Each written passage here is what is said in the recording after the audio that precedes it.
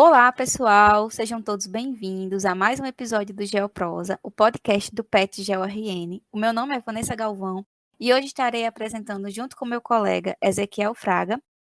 Hoje estamos recebendo mais um convidado especial, o professor Alex Hatz, que é antropólogo e geógrafo, professor da Universidade Federal de Goiás. Seja muito bem-vindo, professor. Desde já nós agradecemos a sua participação. Boa tarde a todas as pessoas que ouvem, né, que organizam esse podcast, especialmente aqui nesse momento a Vanessa Galvão e o Ezequiel Fraga. Estamos muito agradecido pelo convite, porque eu acho que essas ações, que no meu entendimento são de extensão e muito contemporâneas, elas têm mais que ser feitas e replicadas. Muito obrigado. Agora, professor, nós vamos dar início à entrevista. E o tema que foi escolhido por nós é o tema de junho, né, e a diversidade. E trazemos essa pauta para dar visibilidade, para além de junho também. Então, o primeiro tópico é o mês de junho, a história por trás de sua escolha como mês da diversidade. E a primeira pergunta seria: apesar das sucessivas tentativas de invisibilidade por parte da sociedade, a comunidade LGBTQIA+, está presente em toda a história da humanidade. Um dos pontos marcantes dessa trajetória ocorreu no dia 28 de junho de 1969, em Nova York, quando, no bairro de West Village, membros comunitários cansadas da forte repressão policial sofrida participaram da revolta de Stonewall. Desde então, tal mês se tornou um mês de luta e comemoração em defesa da liberdade, orgulho e pela diversidade, dignidade. Diante desse cenário, quais foram os avanços que a comunidade LGBTQIA+, apresentou desde então? Quais são as principais pautas que ainda precisam ser discutidas também? Antes, né, de compreendermos o momento atual, eu preciso fazer duas observações que espero que sejam breves. Uma é que esse grande conjunto, né, que nós hoje chamamos de LGBTQIA+, e há outras denominações, segmentos, já existe há muito tempo. Então, eu não vou fazer o histórico agora aqui, mas essas pessoas e grupos dissidentes da norma, né, da norma de gênero, da norma sexual, da norma afetiva, existe há muito tempo, não necessariamente com esses nomes. E aí nós chegamos a essa conjunção agora. Muitas agressões, mortes já tinham acontecido, inclusive no Brasil, na década de 70. Havia um delegado de São Paulo chamado Riquetti, que as cenas registradas da perseguição dele às travestis, com muita violência física. E tudo isso é um grande processo que vem no bojo dos movimentos dos direitos civis negros, das feministas, em vários lugares do mundo, né, ocidental e ocidentalizado, para chegar nisso aí, né? Nada acontece, tomar proporção, tomar, por exemplo, a parada LGBT de São Paulo, né? Se não fosse todas essas lutas, essas mortes, essas vidas, né? E aí a gente chega nessa sigla, que também gostaria de falar dela, que ela não é um mero jogo de letras, apesar de que algumas pessoas simplificam isso. Elas não só, elas são sobre gênero, sobre sexualidade e sobre performance. A primeira parte, o LGBT, o LGB, muito no campo da sexualidade, né, do ser lésbico, ser gay, ser bissexual. O L veio para frente em 2007, na primeira conferência de Estado Nacional LGBT, com a resistência de alguns homens, principalmente homens brancos, que eram GLS, GLBT e tal, e abrigadas na bandeira do arco-íris. Né? A segunda parte é muito no campo do gênero, né? Travestis, transexuais, mulheres e homens trans, pessoas não binárias, que usam a bandeira, por exemplo, azul, branco e rosa, né? O azul masculino, o rosa do feminino e o branco neutro. O QIA+, queer, intersex, assexuado, queer é uma tradução difícil, nos Estados Unidos é um termo em inglês, é estranho, mas para nós aqui também, para eles e nós, é o bicha, né? O viado, porque é o que é estranhado, né? Intersex, pessoas que têm na sua construção corpórea elementos masculinos e femininos, e outrora tiveram outros nomes, e assexuados, né, que demarcam sua posição em relação ao desejo sexual, né? Performances, como o caso da drag queens, a distinção cis e trans, não cis são pessoas hegemônicas que têm que aceitam o sexo que foi o gênero designado na infância, e tem outras denominações que são coloquiais, que não necessariamente vão entrar para siglas, mas tem muita força política, no nosso caso acadêmico, negro, gay, bicha preta, criança viada. Então, tem gente que não compreende, não se preocupe. Se eu quiser compreender o mundo pentecostal, católico, cristão, suas subdivisões, como eu faço? E não preciso usar siglas. A dificuldade não é a questão de se ter siglas ou não ter siglas, letras ou não ter letras. É que todos esses nomes e letras são políticos. Então, avanços, né? O primeiro avanço é viver.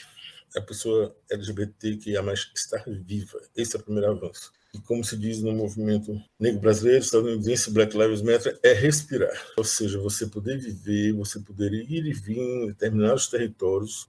A gente sabe que cada grupo tem potenciais e possibilidades, outros não têm. Os espaços públicos são vedados para mulheres, né, as esquinas, né, ou só são permitidos à noite para certos grupos. E, em termos políticos, visibilidade, sim, que tem a ver com essa data, de pessoas que se colocaram, né? E aí, mais uma vez, o caso das travestis, das transexuais, é o que mais tem que ser lembrado, porque elas se colocaram bastante, né? Foram as que mais foram agredidas, desde o riso até, né, a violências físicas maiores, visibilidade, direitos, o reconhecimento de que, né, essas vivências, práticas dissidentes não era doença. Só em 1985 a Organização Mundial de Saúde retirou a homossexualidade, que tinha um nome da lista de doenças, e outros direitos, como sendo, né, o direito à união civil, em 2012, né, e agora a correlação da LGBTfobia com o do racismo para poder criminalizar, né, a LGBTfobia. Né? Acho que tem uns 4 anos aí, mais ou menos. E a ampliação das possibilidades, seja nos espaços, nas organizações privadas ou públicas, no mundo privado, mais visibilidade, acesso, publicidade, música. A música é um grande acontecimento, a presença de gays, travestis, trans, né? Também no mundo acadêmico e político. Foram eleitas muitas pessoas travestis e transexuais na eleição passada, como também quilombolas indígenas. Algumas figuras com muito destaque, uma deputada Érica Malunguinho, do pessoal de São Paulo, e a vereadora Érica Hilton, mas também outras pessoas em outros lugares, né, Nordeste, a vereadora Ben Briola, em Niterói, todas com muito trabalho, muito aguerridas e sofrendo também bastante discriminação. E no nosso campo, na universidade, uma coisa mais recente, entrada de travestis transexuais na pós-graduação, algumas sem nenhuma política pública, e agora está começando a ter alguma política pública de vagas, né, vagas adicionais para elas. Por exemplo, no programa de antropologia que eu trabalho, na última seleção, nós tivemos as vagas para negros, indígenas e quilombolas, que é da universidade, e vagas para travestis e transexuais. Então, é bastante avanço, mas é muita coisa por fazer ainda. Aí, dentre as pautas, né, que precisam ser discutidas, talvez eu já tenha dito algumas, o enfrentamento do que Bell Hooks chama de sistemas interligados de opressão, o patriarcado, o sexismo, a misoginia e a LGBTfobia. Mais empenho do Estado na criminalização da LGBTfobia. Os crimes contra LGBT são ou não são investigados, são muito morosos e quase nunca são concluídos, né? E pelos levantamentos, antigamente do Grupo Gay da Bahia, agora da ANTRA, Associação Nacional de Travestis, o Brasil é o país que mais mata pessoas trans e travestis, que neste país tem apenas 35 anos de expectativa de vida. E o enfrentamento nas ações afirmativas, como já mencionei, elas têm que existir agora, porque as ações afirmativas são correção de desigualdades, né? As cotas raciais para negros, cotas ou vagas adicionais para indígenas, quilombolas, refugiados. O Estado reconhece que essas pessoas e segmentos estão numa situação histórica de desigualdade, de discriminação, e o Estado aplica políticas diferenciadas para os diferentes, né? Isso vai também redundar numa outra coisa que a gente tem discutido, né, nos grupos negros e os indígenas também, que é o combate ao epistemicídio. Então, entram as pessoas negras, indígenas, quilombolas na universidade, e agora as trans, mas quem de nós lê o texto de pessoas negras, quilombolas, indígenas, travestis, intersexuais e não binários na universidade, né? É uma outra batalha, porque se deixarmos as coisas como estão, a maioria dos textos vão ser de homens brancos, eurobrancos, eurodescendentes, mulheres, né, todos e todas cis, e eventualmente como episódio. Eu digo isso, mas como quem levou 20 anos para conseguir fazer uma disciplina, né, que eu fui aumentando um pouquinho, né, para a segunda vez colocando autorias trans, já colocava autorias negras há bastante tempo, indígenas, né, com uma turma que tem 25 pessoas na pós, que são maioria negras, alguns quilombolas, 3 pessoas de um país africano de etnias diferentes, quilombolas já falei, 3 indígenas de etnias diferentes, todos 3 grandes pesquisadores intelectuais indígenas, e os indígenas têm uma associação brasileira de indígenas antropólogos, nós temos o Comitê de Antropólogos Negros, então em breve aguardem, vai surgir os comitês de cientistas sociais ou de outras áreas trans, né? Isso na geografia é bem mais lento. Na geografia tem quilombolas e alguns negros. Tem movimento nas geografias negras. Por último, então, esse reconhecimento dos saberes, mas também das memórias, né? De ativistas, como, por exemplo, no caso Stonewall, que durante muito tempo foi narrado como se não tivesse a presença, né, feminina, nem travesti, nem trans, e tem sido destacado o papel da Marsha P. Johnson, negra, da Silvia Rivera, porto-riquenha, grandes ativistas, tem documentários sobre elas, fotografias, ou seja, por que elas não eram, né, narradas. Inclusive tem uma cena muito difícil, assim, de Silvia Rivera sendo vaiada por gays, né, num ato público, né, e o que mostra que muita incompreensão, né, da hegemonia branca no mundo LGBTQIA+, né. Então, são muitas pautas. Quem chegando são os indígenas LGBTQIA+, né? Drags, caciques, trans, cantoras, lésbicas, indígenas, antropólogos, lideranças, todos envolvidos com a questão dos territórios, uns filhos de grandes lideranças conhecidas nossas e tal. Então, no Brasil, acho que o sujeito coletivo de mais ressalto hoje é os indígenas LGBT. Perfeito, professor. Os avanços políticos, eles conseguem abranger todas as pessoas que se enquadram na sigla? Existem membros que são mais inviabilizados que outros? O senhor considera isso? Não, esses avanços não englobam todos, porque a visibilidade ela é processual, a forma como pessoas e grupos colocam demandas é processual, depende, né, da organização, depende de como essas demandas políticas são colocadas, depende de negociações e de enfrentamentos, né? Nenhuma luta de grupos subalternos no Brasil existiu só com conflito, existiu também com negociações.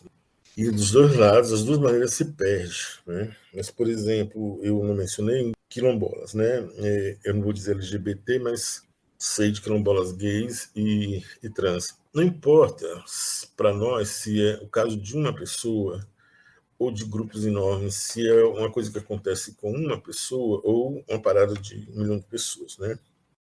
Não é ser minoria, maioria que importa. Claro, isso tem uma contrapartida, inclusive territorial, muito importante, espacial. Mas, né, se houver uma pessoa LGBT em qualquer ponto do espaço, essa pessoa tem que ser preservada, né? Se ela estiver sendo agredida, ela tem que ser defendida, e a gente tem que solidarizar, se deslocar, entender o que está acontecendo e tal. Então, uns são mais invisibilizados que os outros, né? Eu penso que são as T, né, as pessoas trans, né, as pessoas intersexo e assexuadas, né, trans, tanto mulheres trans, mulheres travestis, pessoas não binárias, né, e esses segmentos indígenas e quilombolas LGBT, pessoas negras LG e B, várias têm reconhecimento, mas as trans negras também é um movimento recente, né.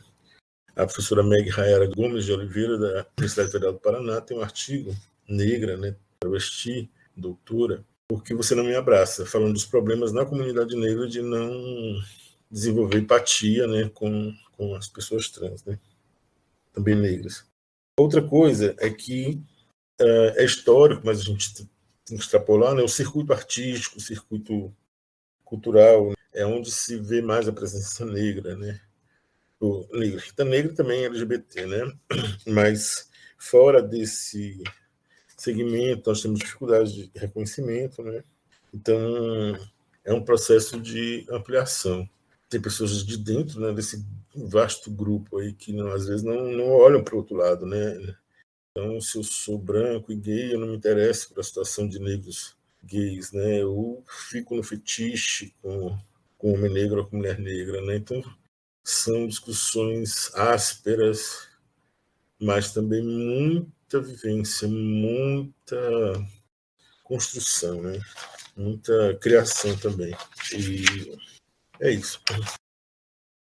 Bem acentuado, professor. Agora nós vamos abordar a questão da representatividade por ela mesma ou pela questão lucrativa. Assim sendo, de acordo com a Insert Tendências e Estudos de Mercado, a comunidade movimentou cerca de 150 bilhões de reais por ano, assim demonstrando para o mercado seu poder de compra. Por consequência, muitas marcas acabaram utilizando desta, assim como outras pautas sociais para aumentar a lucratividade e os holofotes. Perante o exposto, como identificar quais as marcas que realmente estão dispostas a ajudar a comunidade? A princípio, nós estamos num sistema capitalista, né, transnacional, que envolve todo o sistema mundo, e dele é difícil escapar, é possível, mas não ser diretamente, né, dos processos principais do capitalismo, mas esse capitalismo, desde, né, a modernidade, vem acompanhado da escravidão, do patriarcado, do racismo, que sistemas combinados de opressão, né?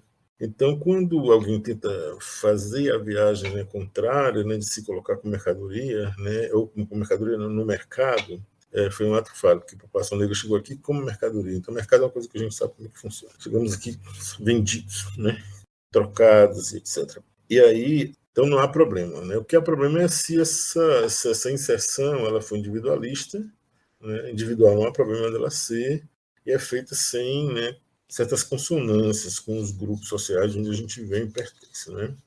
E também não são só marcas que eu vejo hoje, né? Talvez 20, 30 anos atrás era assim, a gente identificava a revista tal, abriu um espaço, né? 20 anos atrás os hotéis X, hotéis gay friendly, mas eu acho que são segmentos. O segmento da música, né, principalmente via, né, os streams, eles estão completamente atentos. Mas nós temos cantoras drag, como a Pablo Vittar, né, também ativista, com suporte, né, de alguns momentos da sua carreira de uma grande rede de comunicação, e as outras, né, que a gente sabe que são figuras de projeção nacional até internacional, né, Link, Linda Quebrada, Glória Groove, também drag, né, elas não têm esse suporte, e tem outros que têm menos suporte ainda, né? Então, assim, é o campo da música, está aberto? Sim, mas para quem? Passa muito pelo Sudeste, muito por São Paulo, né? Tem uma dimensão regional nesse país. A área de cosméticos, né? Ela tem vários grupos sendo apoiados, tal, não acompanha, mas, né, vestuário também, roupa, moda, que na verdade no que se chama moda sempre bebeu muito nas periferias, nos grupos marginalizados, né, ditos marginais. Então não tem jeito. O que o pessoal produz, né, nas periferias, né, desde, né, modelos masculinos e femininos, vai para o grande mercado, né? E também a televisão, principalmente, é fechada, né? Agora a gente está tendo séries, né, com participação de algum tempo, né, dos Estados Unidos, de drags como a RuPaul, de atrizes como Lavigne Cox. E no Brasil a gente teve a primeira fase das Manhãs de Setembro, com o Lineker, com uma equipe bastante presente LGBTQIA, inclusive no roteiro, né? E a Linda Quebrada participou também mas isso é TV fechada, porque o hábito é outra coisa, né? É verdade. Eu posso até citar a atriz Victoria Estrada, que está até inclusive na Dança dos Famosos. Ela e sua namorada, elas fizeram muitas campanhas aí de dias de namorados, acho que foi pro Boticário, saíram em revista. Então, assim, até que tem algumas marcas também que Uhum. trabalham essa importância, né? Outros setores, né, eles vêm influenciando e são influenciados pela comunidade LGBTQIA+. São os meios midiáticos, né? Principalmente com o advento do mundo online. E, sendo assim, como é que esses meios de comunicação podem ser utilizados para contribuir com essa luta? Aqui é o campo do audiovisual, da internet, né, combinados, que são vários suportes, vários formatos. O cinema, os documentários, então a gente encontra disponível, na verdade, nem sempre gratuito, mas vamos dizer assim, 2/3 a gente consegue encontrar. porque é muito interessante, muito necessário, literalmente essa projeção, né? Se ver nas telas, né? Ainda é muito comum que um homem cis faça um papel de uma trans. Há muitos filmes, inclusive alguns bons como isso. Um filme negro importante, né, que foi Moonlight, o ator não é gay. Né? Então, assim, incrível filme, fantástico, uma poética, né, tem a ver com uma peça, uma transposição de um campo, né, artístico para outro. Mas por que não colocar um ator gay? Os Estados Unidos tem ator negro gay. E não é só porque é ator negro gay, por isso que entra a representatividade, é porque é ator negro gay com perfil e qualidade para fazer aquele papel. Que se a gente usa a ideia de representatividade como se você precisa colocar uma pessoa negra, isso vira figuração, isso não é representatividade. E às vezes tem, por exemplo, a gente falava muito isso nos movimentos negros, uns 10 anos atrás, até um pouco mais, assim, fui chamado para tal mesa, vou ou não vou, sabe? Porque a gente tinha noção de que podia ser usado para fazer figuração, sabe? A universidade queria um professor negro que apoia, que trabalha com, sabe? Nossa, a gente foi muito usado nisso e hoje corre-se muito risco. Não condeno ninguém, como já disse, que vai para o mundo privado, né? Inclusive, o pessoal que eu conheço da música, teatro, cinema, tem mais aqui. Está indo também, né? Por exemplo, hoje nós temos mais de 20 cineastas negras trabalhando. É desconhecido? Em parte é, né? Eu conheço mais de 10, por um acaso, porque trabalho, né, intelectualidade negra, Rio São Paulo, mesmo sendo no Nordeste, né, de Fortaleza. Youtubers negros, youtubers LGBT, negros LGBT, né, Espartacus, Murilo Silva, bem menos a quantidade de lésbicas negras, porque existe uma questão específica se lésbicas negras querem realmente essa visibilidade. Não é apagamento, é uma outra coisa. Aí, então, no Instagram, nas páginas desses YouTubes, artistas, ativistas, grupos, né, a página indígena LGBT é incrível. Coisas dos Estados Unidos, do Canadá, da Bolívia, movimento maricones, indígenas, muita coisa importante nesse campo.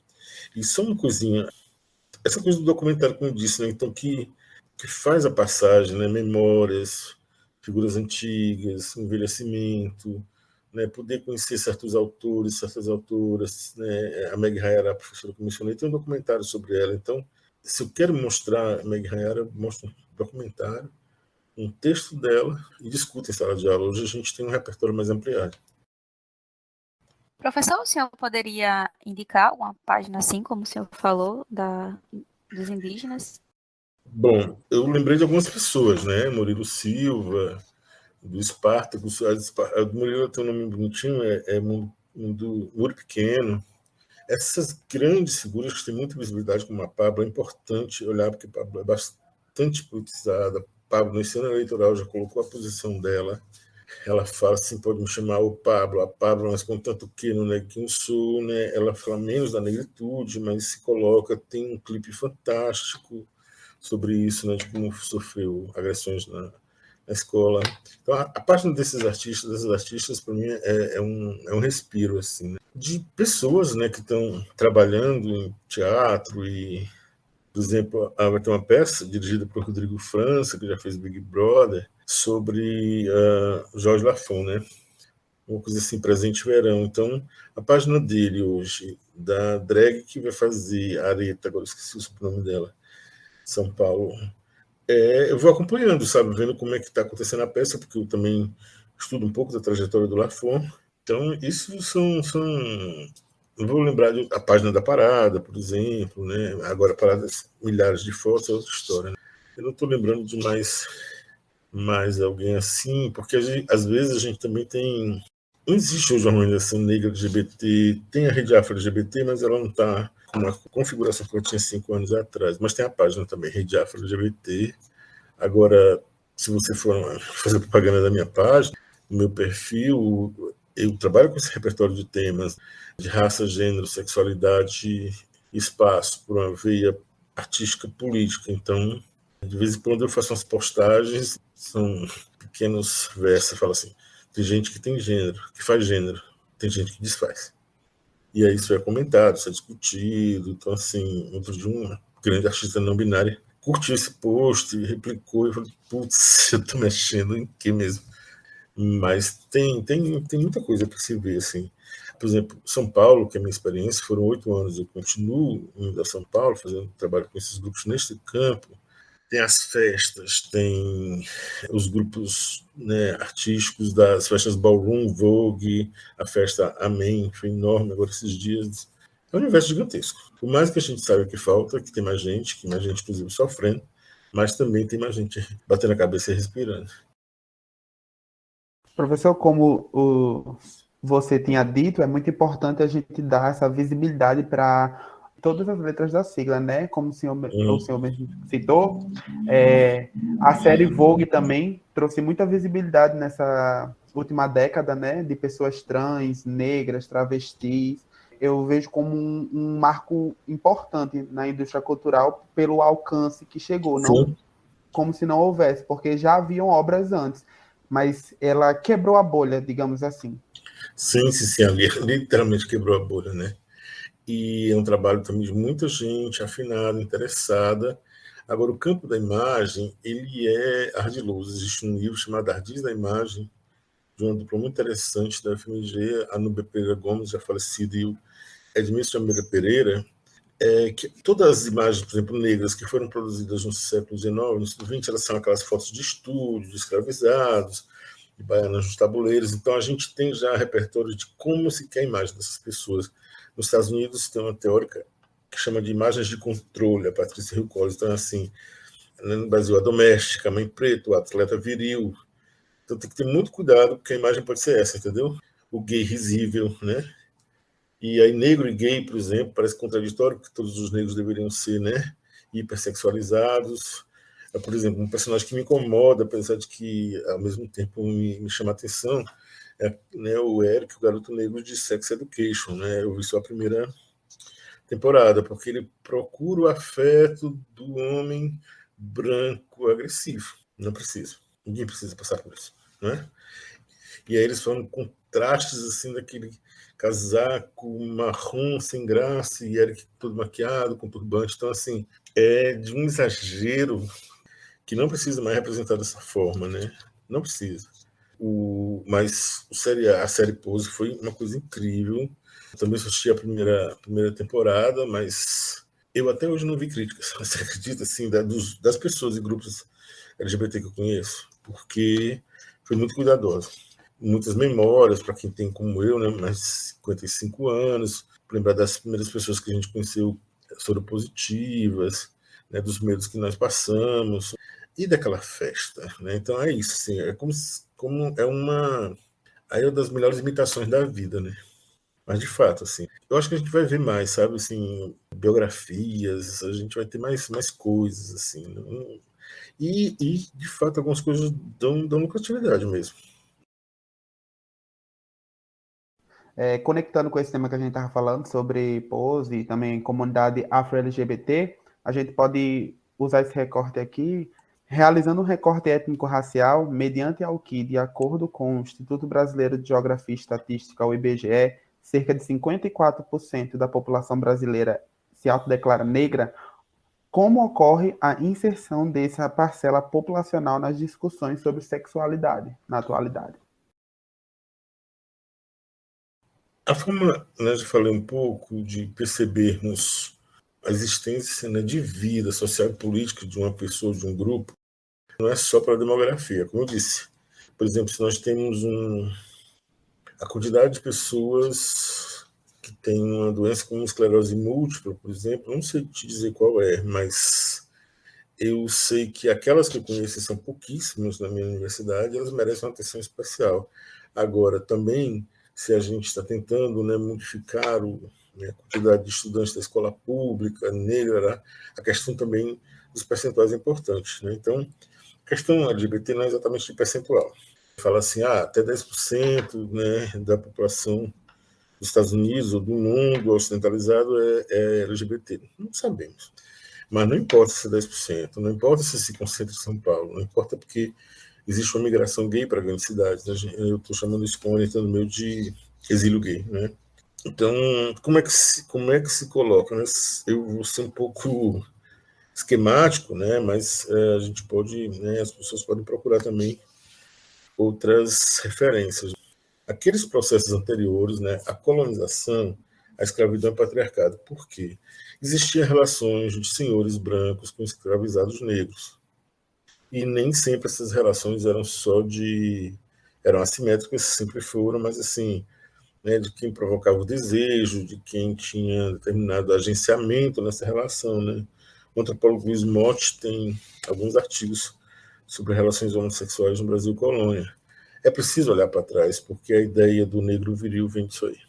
Vem lá das mucamas, vem lá dos escravizados da Casa Grande, entendeu?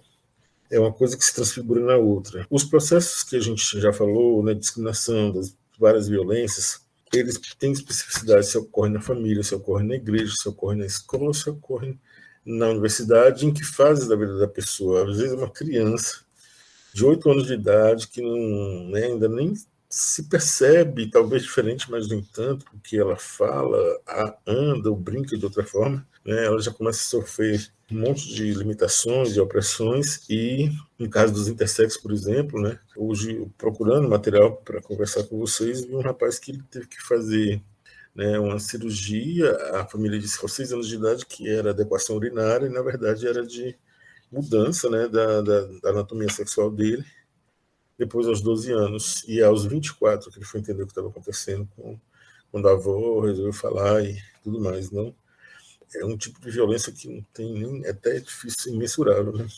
E as expulsões na escola, as expulsões em casa, né? A necessidade de sair e tal, né? Isso também com outros processos que a gente já falei, mas a heteronormatividade é incrível como mesmo pessoas próximas que têm empatia, elas eu sou da esquerda, né, eu apoio as lutas, sou do movimento negro, sou feminista, não percebem que elas celebram a heteronormatividade o tempo todo. O tempo todo. Então, por exemplo, na universidade você pode, casal hétero pode acompanhar o outro na transferência na universidade. Casais gays não podem.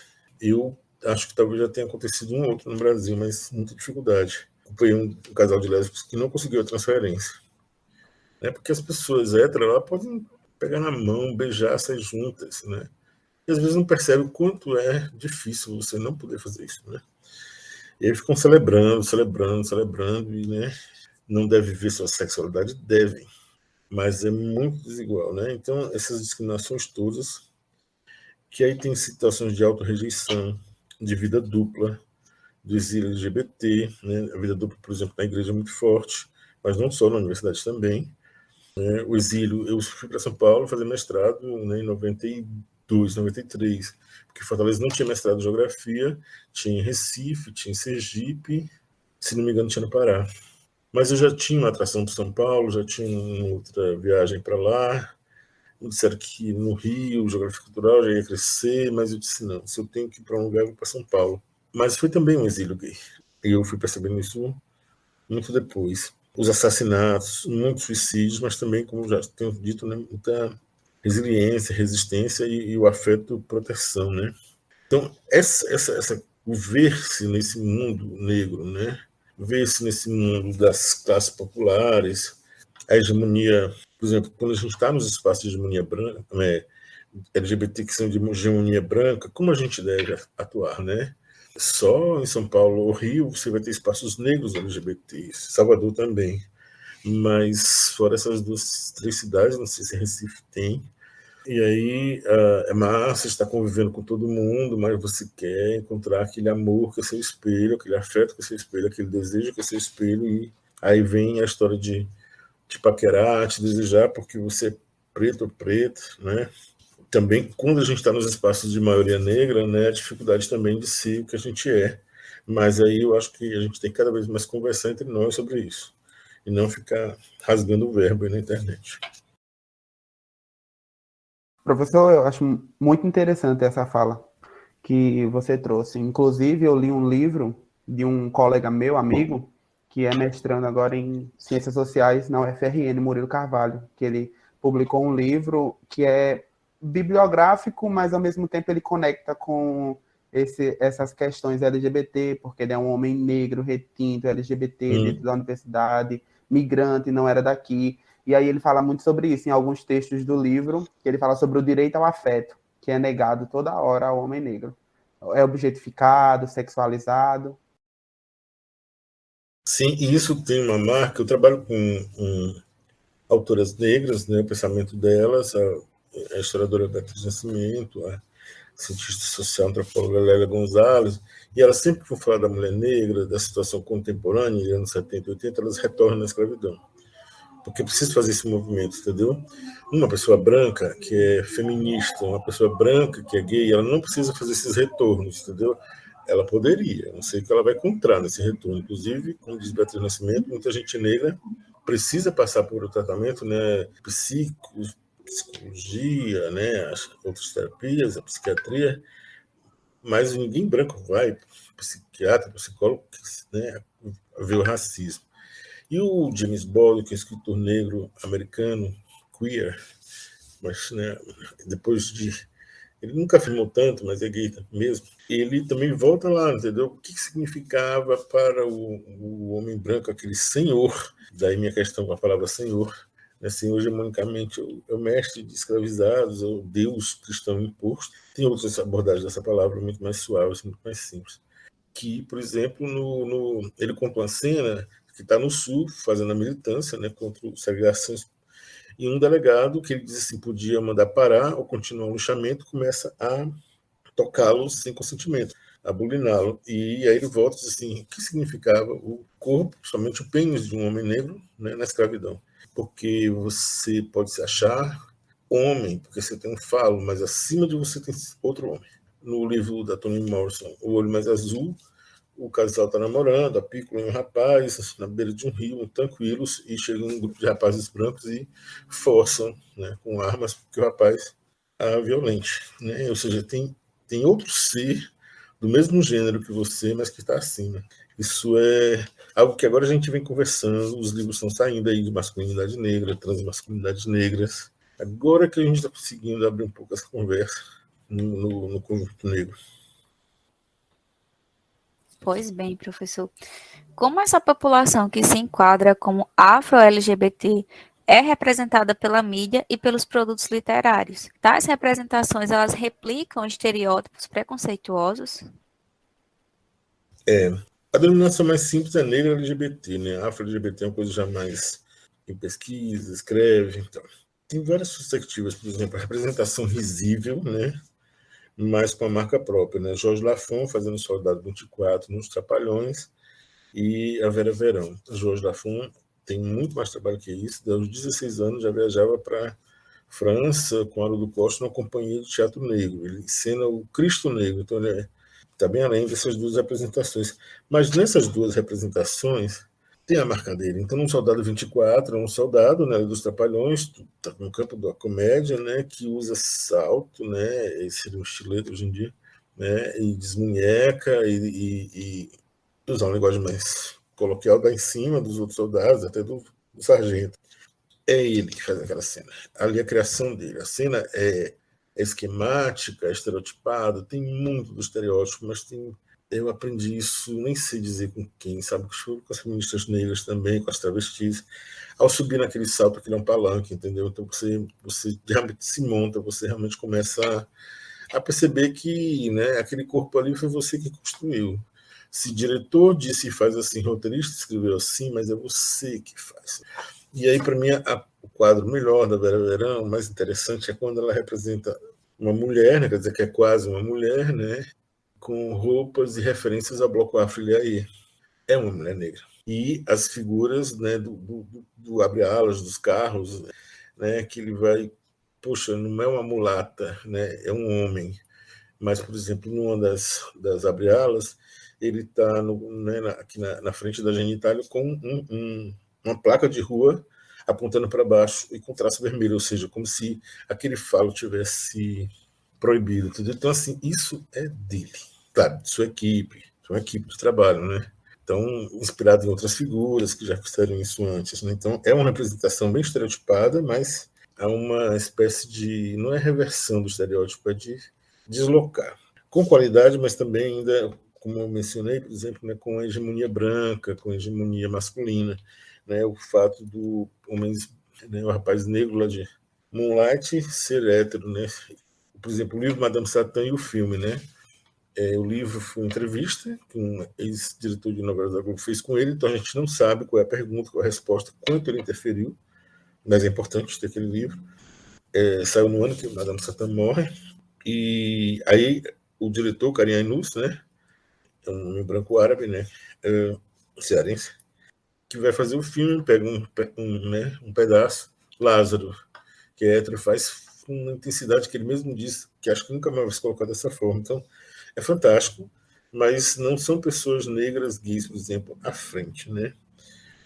O filme Sócrates, que um garoto de periferia perde a mãe, entra num desespero, a assistência social quer que ele volte, né? Tem uns 17 anos e ele fica com um garoto, né, também periférico, um garoto claro, que depois também meio que deixa ele à mão, mas muita dor, muita violência. Velha história de filmes com gays tem que ter morte, agressão e suicídio, né? Então, no caso dele, o final é menos trágico, mas é uma repetição de narrativas que a gente não precisa mais.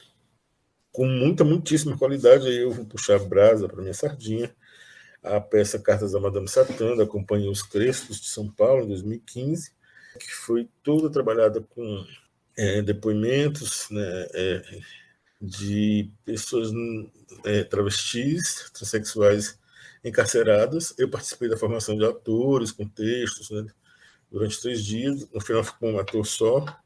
Ela foi montada em vários lugares e tal, assim, então de uma qualidade, né, e essa peça que vai sair agora, com certeza que o trabalho que o Rodrigo fez na comunidade negra também é muito bom. Então já existem várias pessoas e grupos com muita qualidade no Brasil inteiro fazendo, né, em Minas Gerais, faz Madame Satã, né, atores individualmente. Então, assim, os estereótipos são replicados, sim, em inúmeras situações, né?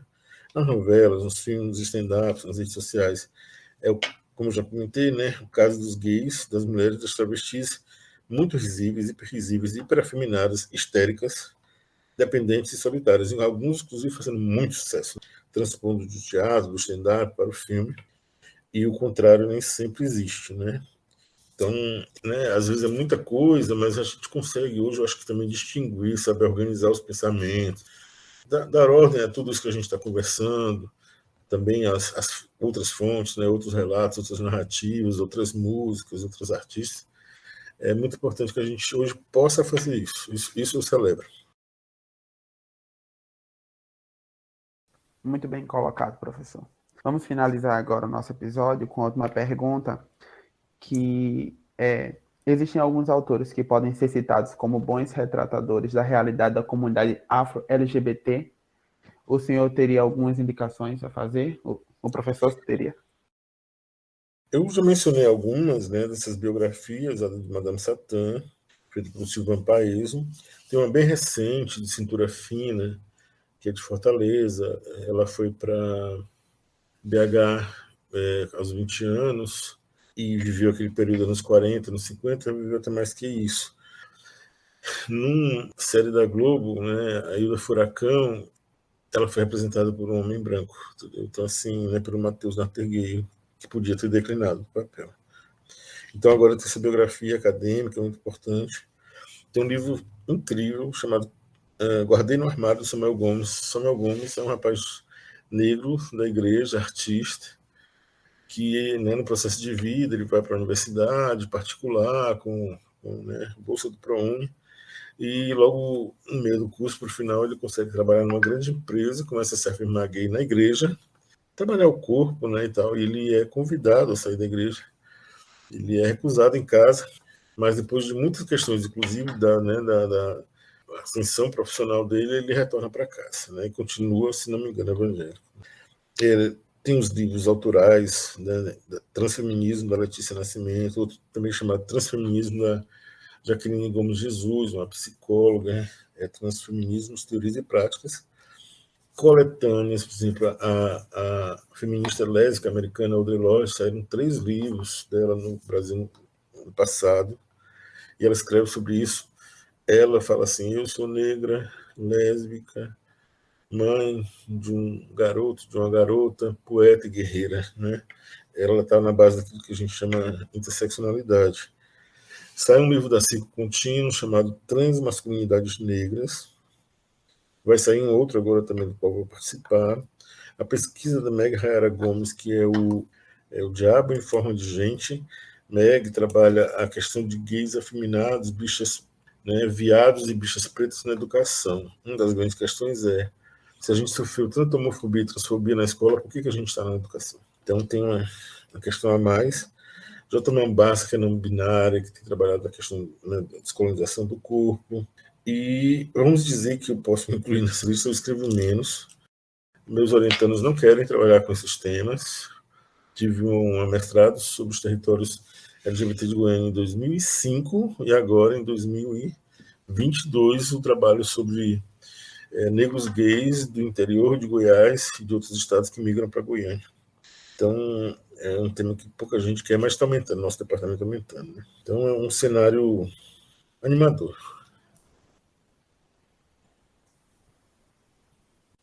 Sim, professor.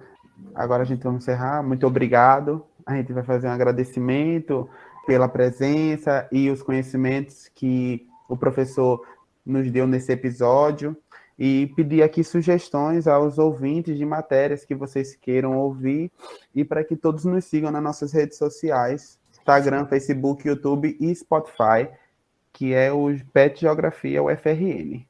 E assim nós encerramos esse episódio do Geoprosa. Muito obrigada, Alex. Foi um prazer passar essa tarde com você. Muito conhecimento. Já estou lhe seguindo nas redes sociais.